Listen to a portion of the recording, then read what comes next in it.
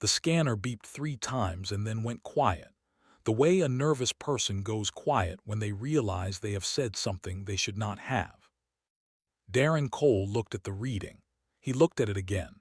Then he crouched down on the cracked gray ground of Orvin IV and looked at the scanner one more time, as if getting closer to it would change what the number said. It did not change. 41 meters below the surface, there was something dense, something with a shape that minerals did not have. Orvin IV was not supposed to have anything.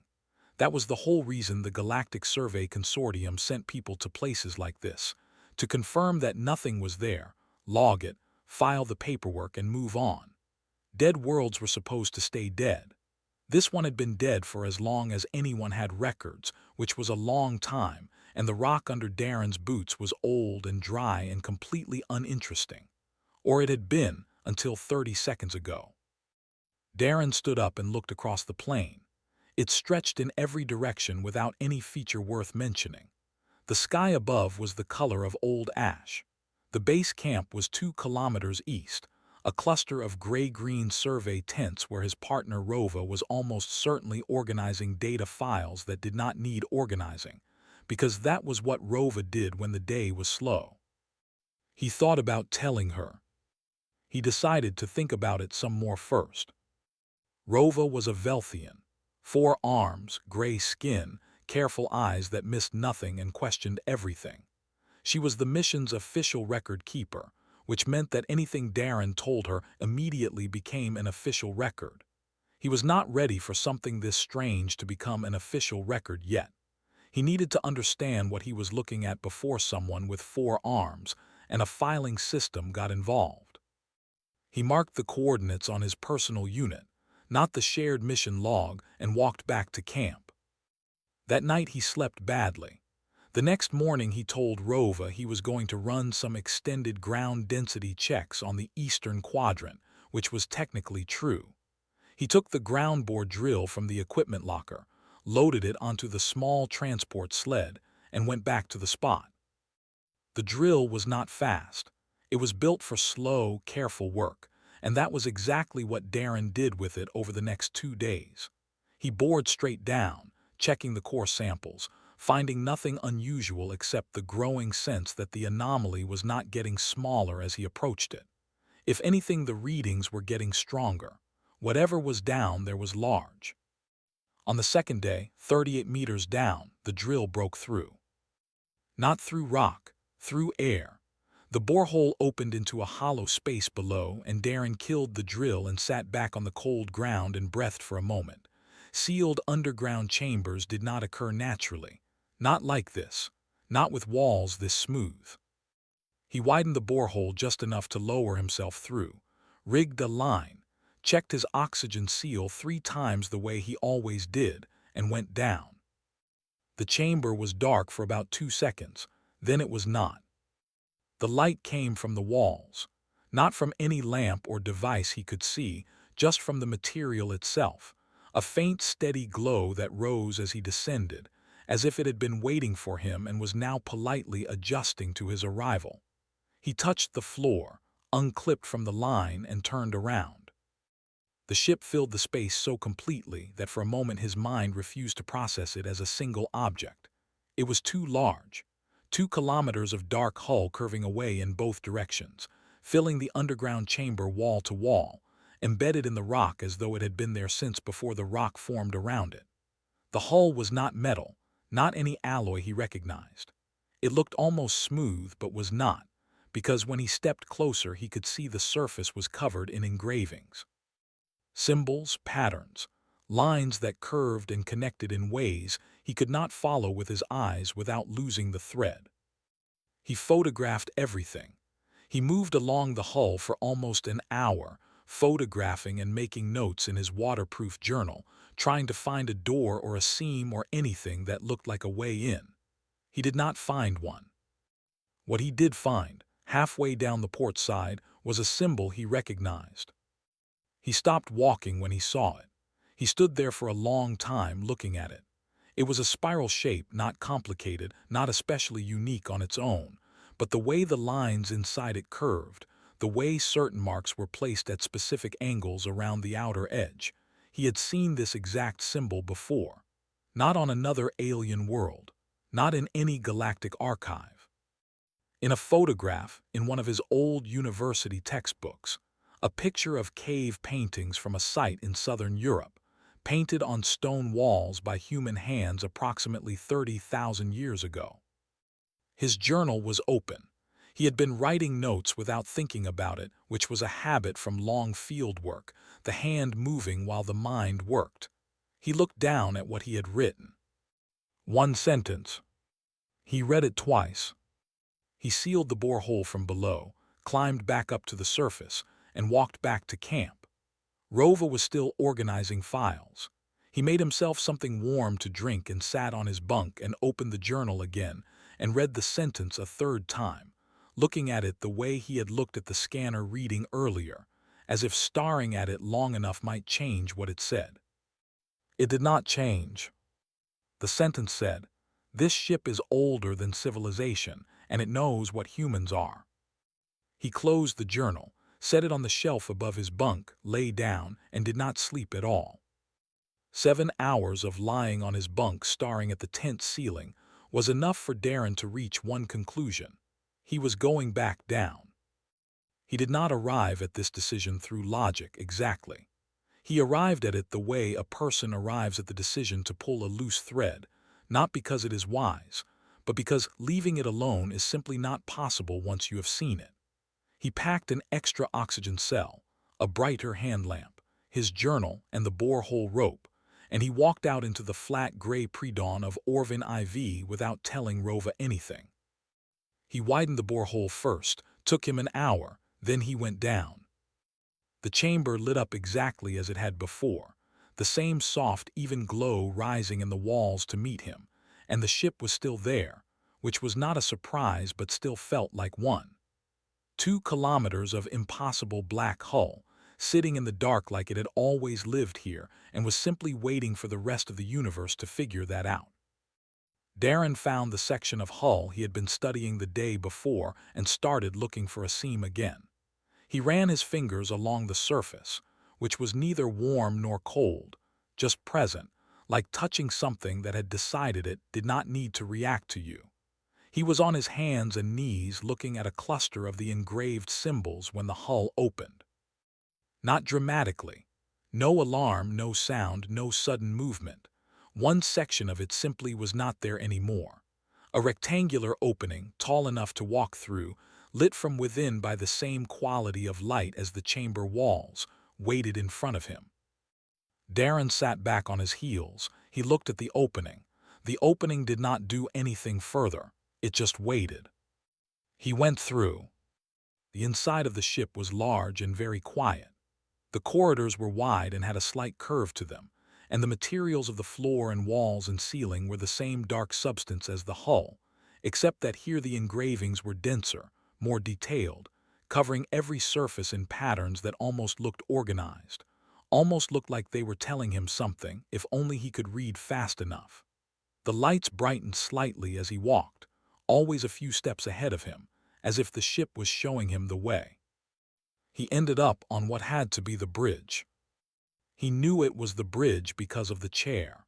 There was one seat at the center of the room, surrounded by a curved surface that had no buttons or screens or controls of any kind, just more engravings. The chair was sized for a human being. He had been trying not to think about what that meant. He sat down. "You are not the first to find this ship," said a voice, "but you are the first to come inside." Darren did not jump, which surprised him.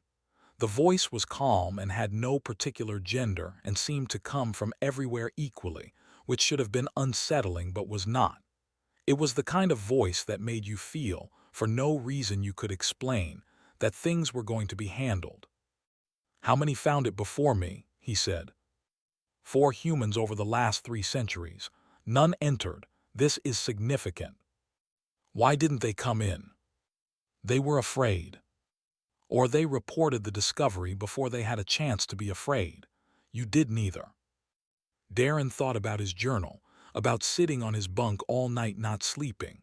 "I almost reported it," he said. "I know, almost is the important part." The voice explained things in the order that a very patient teacher would explain things to someone who had just sat down in a chair they did not understand. It called itself the Voice, for now, because the name it had been given by its builders was long and not built for human mouths. It told Darren that the ship was a Warden-class vessel, which was a category of ship that had not existed in the galaxy for 800,000 years. It told him that the people who built it were called the antecedents, and that the antecedents had not died out. They had simply finished being physical and left. Before they left, they had done two things.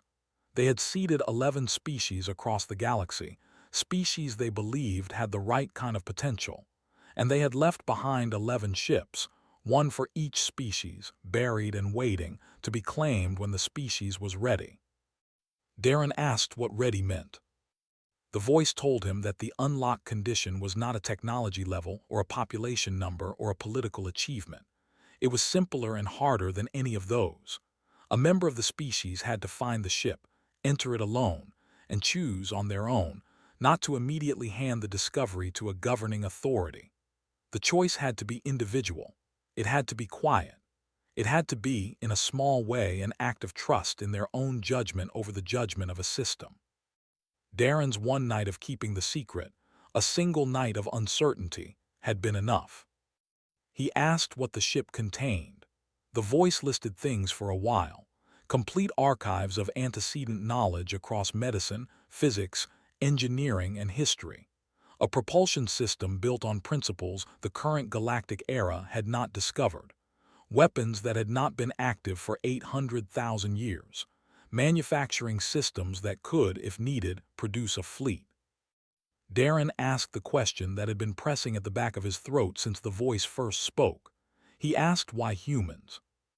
The voice was quiet for a moment in the way that meant it was choosing how to say something true. Of the 11 seeded species, it said, every single one had reached a point of comfort and stopped pushing outward. They built their civilizations, found their balance, and settled into it. Only humans had not. Humans kept going, not just into space, but against everything, against disease, against decay, against the slow grind of things falling apart. Every other species had, at some point, accepted the shape of the world as it was. Humans kept trying to change it. The antecedents had considered that the most important thing a young species could do. Darren sat in the chair for a long time after that, not talking. The curved surface in front of him lit up slowly, showing a map of the galaxy, marked with 11 points of light. The seeded species. He recognized Earth's position without needing to be told. He studied the others. Then he saw the 3 points marked differently, not with the soft light of the others, but with something darker, a color that had no name he knew. The voice did not explain them yet, but the way they sat at the edges of the map, patient and still, told him they were not friendly markers. He opened his journal and started writing, and did not stop for a very long time. The borehole was not as hidden as Darren had thought. He had sealed it carefully. He had smoothed the disturbed ground as best he could and walked a different route back to camp each time, not leaving a clear trail. But Rova had 8 years of field experience and 4 arms, 2 of which were always free to hold extra scanners, and she had noticed the ground density readings shifting on the shared survey grid and followed the math to its logical location. By the time Darren returned from his second visit to the ship, she was standing 20 meters from the borehole with a hand scanner and an expression that said she had already filed a preliminary anomaly report. She did not yell at him. Velthians did not yell. What she did was look at him with all 4 of her eyes and say, very calmly, that she had flagged the anomaly to the orbital station 14 minutes ago, and that Director Sulen would be expecting a full briefing within the hour.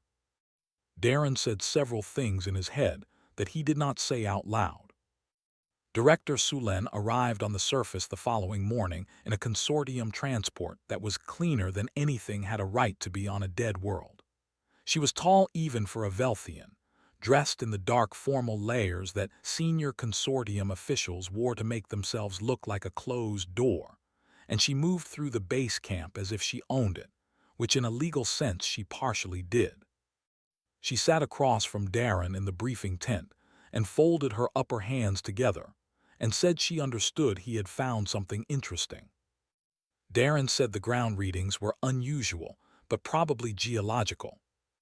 Sulen said that the orbital deep scan satellites had picked up an energy signature from below the surface 2 days ago, at the exact moment the borehole readings changed. She said the signature did not match any known geological process. She said she was not interested in discussing what it might be. She was interested in Darren handing over his personal unit, his journal, all field data, and access to the borehole. Darren said he would need to review the survey contract terms before agreeing to any data transfer. Sulen looked at him for a moment. Then she told him that his personal quarters aboard the orbital station had been prepared and that he was welcome to review whatever he liked from there. She said it the way people say things when the thing they are saying is not a question. He was on the station by that afternoon.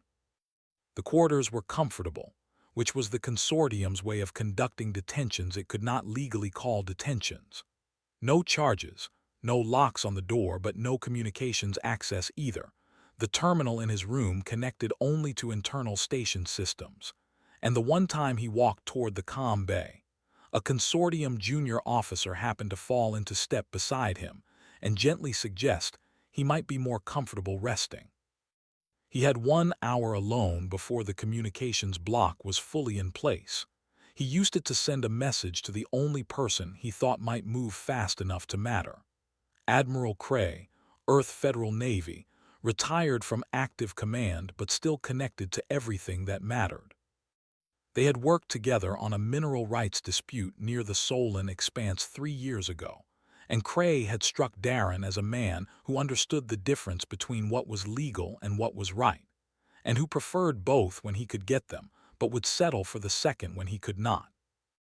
The message was short, coordinates, and one sentence: do not let the consortium reach it first.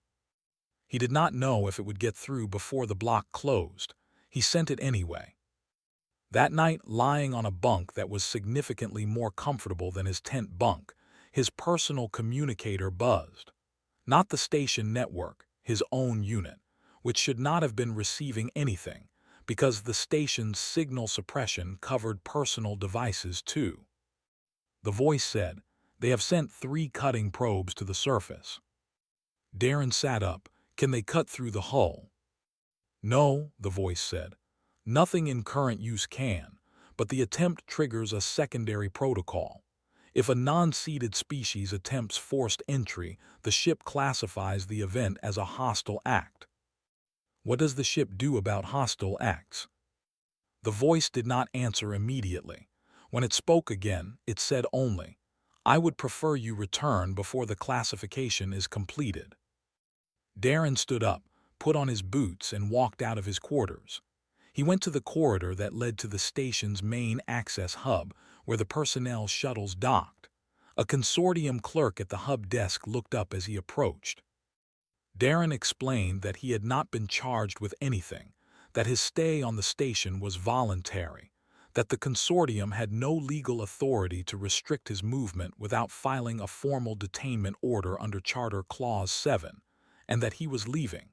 He said all of this pleasantly. The clerk checked the regulations. This took 4 minutes. At the end of 4 minutes, the clerk looked up and said that technically that was correct and that Darren was free to go. He was on a surface shuttle within the hour.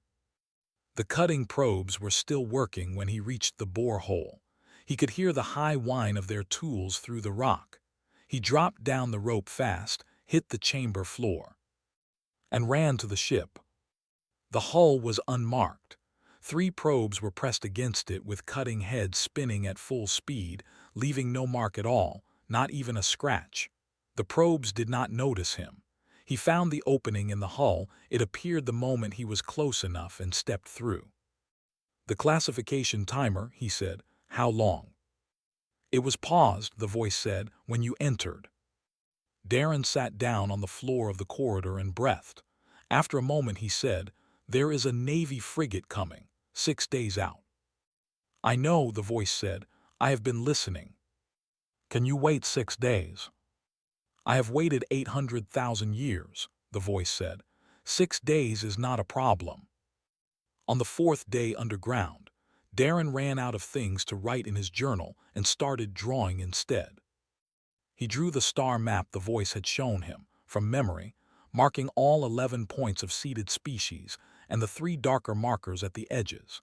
He drew the hull engravings as accurately as he could, filling 6 pages with patterns he still could not read but could at least copy.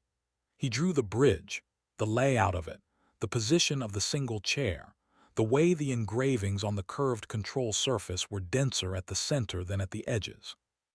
He was not a good artist, but he was precise, and precision was what he had. The voice talked to him while he worked. It answered questions he had not asked yet sometimes. It explained the propulsion system in terms simple enough that Darren could follow the basic shape of it, even if the details were beyond anything in current galactic science. It described the knowledge archives, how they were organized, how they could be accessed, what they contained. 800,000 years of antecedent learning, sitting in the walls of a buried ship on a dead world waiting. On the 6th day, the Navy frigate arrived.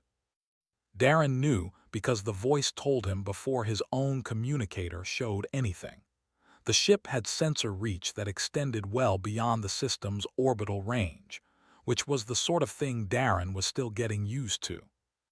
He went to the surface to meet them. Admiral Cray came down personally on the first shuttle, which was not standard procedure for a flag rank officer, and which Darren appreciated more than he could easily say. Cray was a compact, gray-haired man who had spent 30 years in space and looked like it, not worn out, just settled, like someone who had made his peace with large distances and cold rooms. He stepped off the shuttle onto the gray plane of Orvin IV, looked at Darren, and then looked at the borehole, and then looked back at Darren. He said, "Your message had 14 words, and my senior staff spent 3 days arguing about what it meant." Darren said, "I can show you if that helps." Cray looked down the borehole. He said, "How big?" 2 kilometers. Cray looked at him. "Intact," Darren said, "powered and it talks." They went down together. The hull lit the chamber as it always did, and Cray walked the length of it without speaking, which took a while, and when he came back he stood in front of one of the engraved sections and studied it with the focused quiet of someone who was very carefully not showing how affected he was. Then he said, "How?" Darren explained. The short version took 40 minutes. Cray listened without interrupting once, which Darren thought was one of the most impressive things he had ever seen a person do. When Darren finished, Cray asked one question, "Can you fly it?" Darren said the voice flew it, he just had to be aboard. Cray thought about that. Then he said, "The Consortium is going to make this very ugly." Darren said he knew. Cray said, "Good thing we have been dealing with ugly for a long time." By the time they came back up to the surface, 3 Consortium surface vehicles were approaching from the east. 2 hours after that, the Consortium cruiser in orbit had been joined by a second ship. By that evening, the Galactic Survey Consortium had filed an emergency discovery claim with the Galactic Council, and 2 other species governments had submitted requests for access. Cray's single frigate sat in orbit, outweighed by everything around it, and did not move. On the morning of the 7th day, Darren went back to the ship and told the voice it was time to move. The voice asked if he was certain. He said yes. The voice asked if he understood that once the ship surfaced it would be visible to every scanner in the system. He said he knew. The voice said it was going to rise slowly, to give everyone time to understand what was happening, and that this was a courtesy Darren should note, because the ship did not need to be slow. The rock above them did not crack. It did not crumble. It simply separated cleanly, as though the planet was opening a door it had been meaning to open for some time. The ship rose through the gap, and settled on the surface of Orvin IV in the morning light. 2 kilometers of dark hull sitting on a plain that had been empty since before humanity could write, and every scanner on every ship in the system screamed at once. Darren was on the bridge. The comm opened without him touching anything. Director Sulen's voice came through, and she sounded, for the first time, like something had surprised her. She ordered the ship to hold position and submit to Consortium authority and transfer all crew and passengers to Consortium custody. Darren took the comm. He was polite. He explained that the ship was not Consortium property, that it had not been discovered under Consortium survey rights since he had found it on his own time before filing any mission record, and that he was invoking the Independent Discovery Clause under Article 14 of the Galactic Charter. The clause had been written by the Consortium 60 years ago to protect its own surveyors from competing claims. They had not expected anyone to use it against them. Sulen did not respond for almost a minute. Then she informed him that 2 additional Consortium warships would reach Orvin IV within 14 hours. Kray's frigate moved into position alongside the warden ship without being asked. By nightfall, 12 ships were gathered in orbit above the dead world. 3 Consortium vessels, 2 ships from species that had filed access requests, 3 more from governments Darren could not immediately identify, and at the very edge of sensor range, barely visible, 2 ships from the direction of the darker markers on the star map, sitting there the way a problem sits in the back of your mind, not doing anything yet, but present. Darren stood on the bridge and looked at the sensor display showing all of them. The voice said, "They are afraid of what you might do with this." Darren said, "They should probably be." The voice said, "Yes, they are right to be." The Galactic Council chamber on Peller Hub smelled like old stone and careful politics, which was appropriate because it was made of both. Peller Hub was a neutral station, which meant it belonged to everyone in the way that public benches belong to everyone, technically shared, constantly argued over, and always slightly uncomfortable. The council chamber itself was an enormous circular room with tiered seating for 47 species representatives, and a single open floor at the center where the person being questioned stood. Darren stood there now, in a shirt he had borrowed from Kray because his own clothes were still in the survey camp on Orvin IV, and looked up at rows of alien faces looking down at him. He had his communicator in his jacket pocket. The voice was on the other end of it, listening. The session had been called on 12 hours' notice, which was fast by Galactic Council standards, which meant the situation had frightened them. That was fine. Darren thought it should. Council Speaker Drevoth opened the session. Drevoth was Keth-Navari, a species that had dominated galactic politics for 3 centuries largely because they thought slower than most and more carefully than all, and they had 4 eyes that moved independently, which gave them the permanent expression of someone who had already seen what you were about to do wrong. He was ancient even by Keth-Navari standards, and spoke in a measured, unhurried way that made everything he said sound like a conclusion that had been reached a long time ago. He laid out the case for shared custody of the warden ship calmly and without drama. A single species controlling antecedent technology was a structural threat to galactic stability. The technology's capabilities were unknown and therefore alarming. The proper resolution was a supervised joint commission to study and administer the ship under council oversight. This was, he said, the only sensible path. He was not wrong. Darren had been thinking about that since the session was announced. When it was his turn to speak, Darren did not try to be eloquent. He did not have the skill for it and knew himself well enough not to try. He just explained what the ship was in order the way he would explain a dig site to a first-year student. The antecedents, the seeded species, the knowledge archives, the unlocked condition.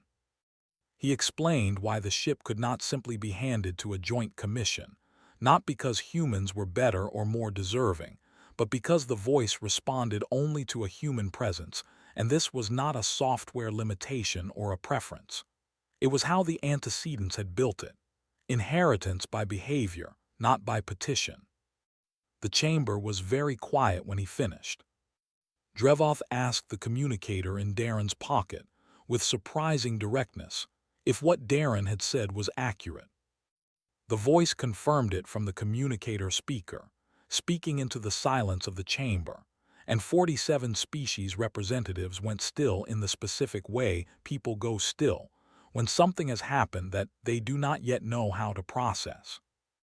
Drevoth asked the voice why humans specifically.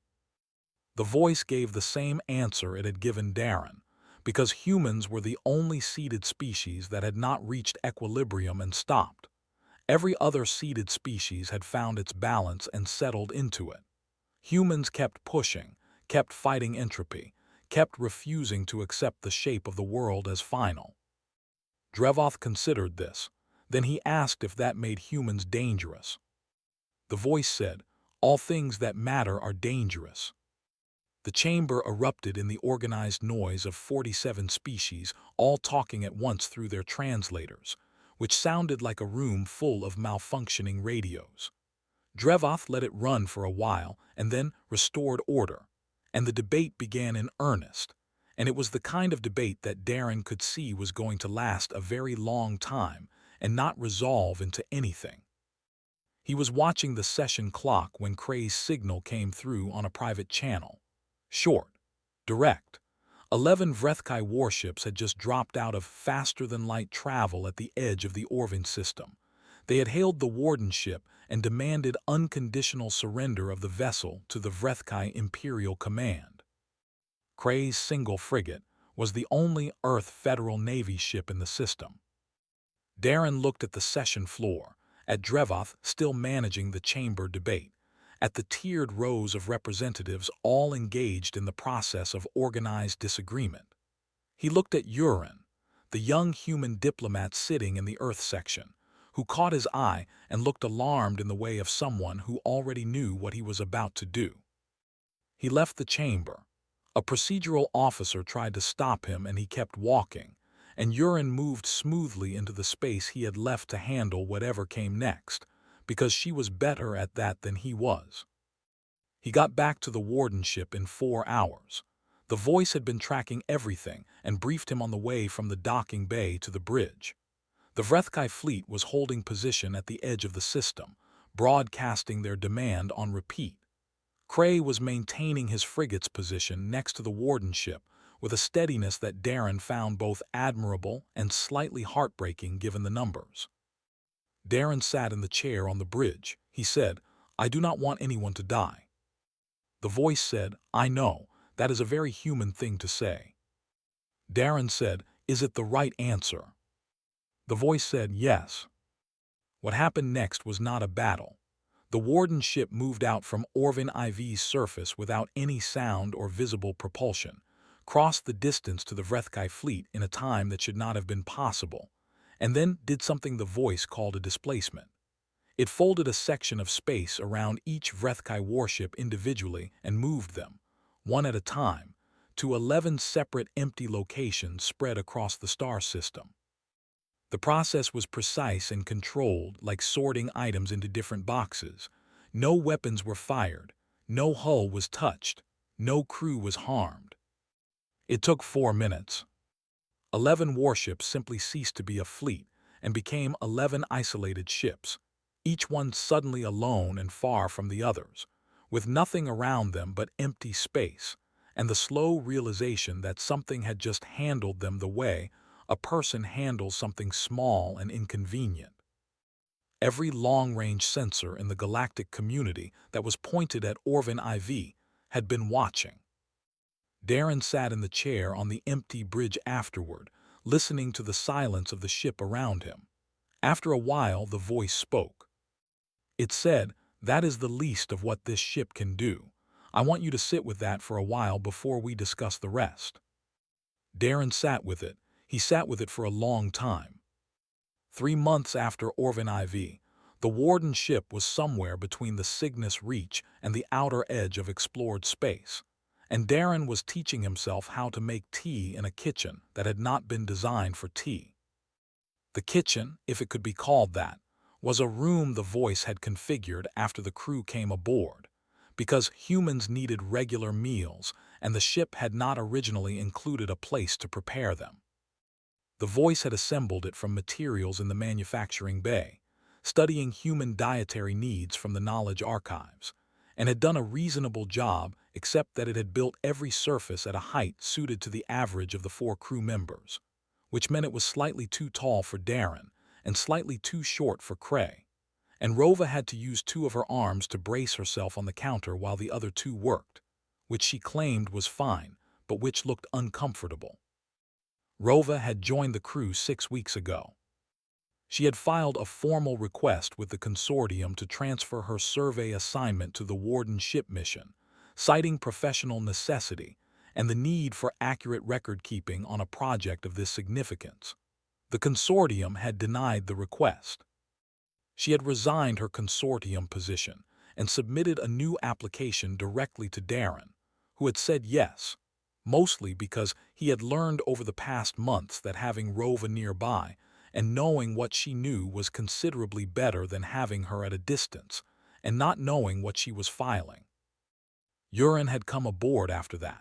She had quit the diplomatic corps the same day she submitted a 60-page report to the Earth government on the Galactic Council session, which covered everything from Drevoth's opening remarks to Darren walking out mid-session, and which ended with a recommendation so blunt that 3 senior officials had asked if she was feeling well.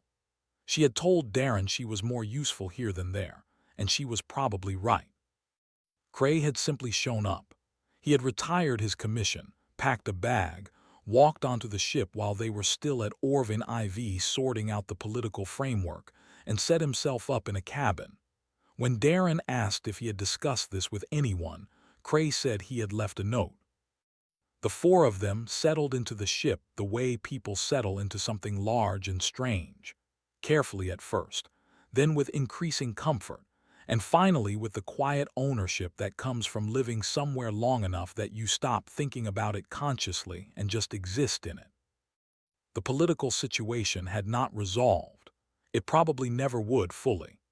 There were 17 active legal proceedings the Consortium was running simultaneously, challenging the discovery claim, the ship's classification, the independent discovery clause invocation, and 3 other things that Urine handled and explained to Darren as often as he asked, which was not very often because the details made his head ache. The Vrethkai had not made another military move, but they had also not gone quiet, and their silence after the displacement had a different quality to it than silence usually had. It was the silence of something recalculating. The knowledge archives were already changing things back home. Darren had arranged for the first tier of antecedent medical research to be transmitted to Earth in encrypted segments, and the early analysis was producing results that the best human medical institutions described, in their careful academic language, as unprecedented. 3 categories of terminal disease had projected cures within 5 years. Materials science had already produced 2 practical applications from the first month of archived data alone. He had been thinking about the other ships for weeks before he asked. He waited until all 4 of them were in the kitchen, which had become the place where real conversations happened on the ship, the way kitchens do. Rova was updating mission logs. Urine was reading something on her data pad. Cray was doing nothing in particular, which was something he was very good at. Darren poured his tea and turned around and told them what the voice had confirmed to him that morning. There were 10 other warden ships, 1 for each of the other seeded species. None had ever been claimed. In 800,000 years, of all the species the antecedents had prepared and hoped for, the only one that had produced a moment exactly like Darren's. A single person finding something impossible, sitting with it alone for one night, and choosing their own judgment over the systems was humans. The kitchen was quiet for a while.